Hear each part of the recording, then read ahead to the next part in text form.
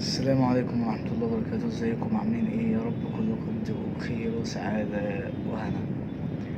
طبعا انا بشكركم على على الحب اللي انا شايفه في عينيكم. بشكركم على متابعتكم ليا، وبشكركم على كل اللي انتوا وقفتوا جنبي، والقناة بدأت تشتغل وبدأت تكبر. الحمد لله رب العالمين. وانتم اكيد انتوا عارفين اخلاقي كويس، وعارفين ان انا دايما كنت معاكم اول باول، وكنت دايما بحاول ان انا اساعدكم على قد ما اقدر، والله من غير اي مصالح شخصية، ومن غير اي حاجة. خلينا نخش في الموضوع على طول عشان برضو ما اكونش بطول عليكم. انا يمكن من اول امبارح كده، وامبارح والاسبوع اللي فات لقيت مسجات جايلي على الواتساب، بيسألوا على العملية، ويسألوا على المركز اللي أنا زرعت فيه، وبيسألوا على دايما أنا بقول أنا مش بعمل دعاية لأي مراكز، لكن ربنا كرمني سبحانه وتعالى بحاجة كده، وببدأ أكبرها. برضو مش عايز أعلن عليها دلوقتي خالص. معايا التيم اللي شغال اشتغل معايا، ومعايا الناس اللي كانت شغالة معايا أنا. وحضراتكم شايفين الحالة قدامكم، وشايفين كل حالة أنا بنزلها دي أنا مشارك فيها.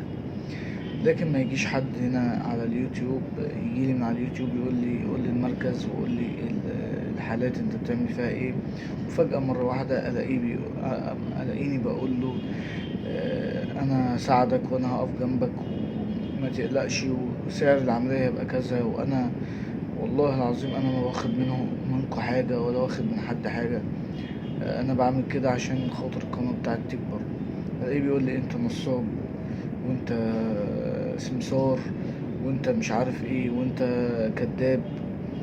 ومن غير ما انا اكون بكلمه بكل منتهى الاحترام ومنتهى الادب، ما عملتش اي حاجة ولا كلمته بأي حاجة وحشة، قسما بالله. يعني بمنتهى الاحترام والادب يقول لي انت نصاب. طيب في الحالة دي انا اتصرفت ازاي؟ انا اتصرفت طبعا انا بلغت المحامي الخاص بعيلتنا. قلت له انا على فكرة ما كنتش عامل كده، بس طبعا اتكررت اكتر من مرة. فخلاص انا خدت القرار ان انا ارفع قضية بالتشهير، وقضية بالسب والقذف.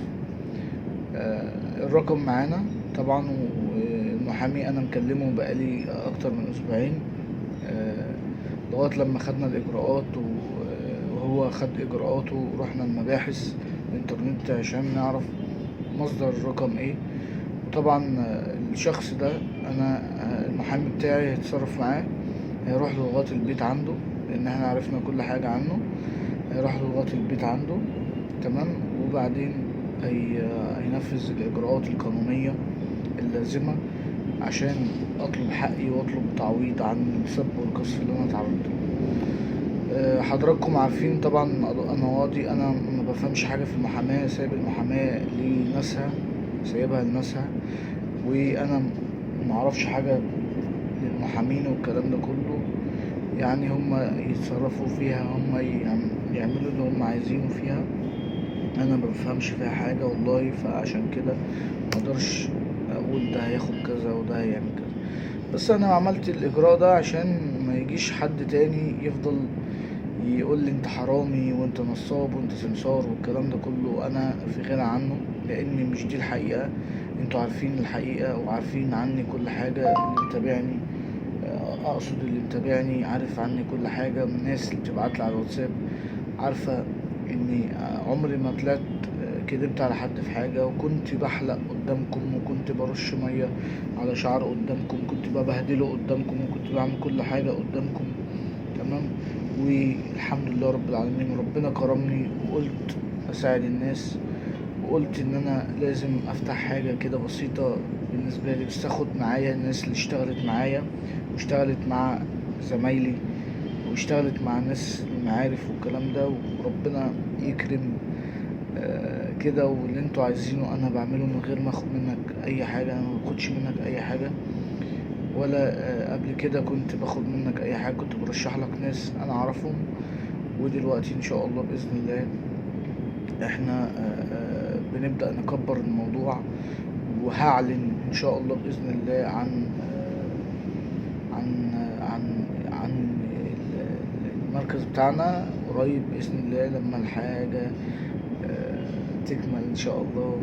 ومفيش ولا واحد هياخد من عندي نتيجة مش حلوة، ولو خد نتيجة مش حلوة من عندي ان شاء الله هعيدها له تاني وتالت من غير اي مصاريف، وهدلعكم ان شاء الله باذن الله محدش هياخد نتيجة مش حلوة ان شاء الله. شكرا لحضراتكم، واتمنى نكون كلنا بنتعلم من الدروس دي، ومندخلش لحد نشتمه من غير لسبب ان انت غيران منه، او مثلا انت متضايق منه في حالة شخصية او حاجة. يعني عندك، معلش انا اسف، عندك نقص انت شايفه انسان ناجح او شايفه انسان بينجح، فانت عندك نقص من ناحيته. فانا عملت كده عشان محدش يتعرض للمواقف دي وما تعرضش للمواقف دي تاني. وشكرا على المتابعة. انا بعمل فيديو على التيك توك لان انا كل محتواي عن زراعة الشعر الطبيعي. شكرا، هقابلكم في وقت تاني ان شاء الله. السلام عليكم.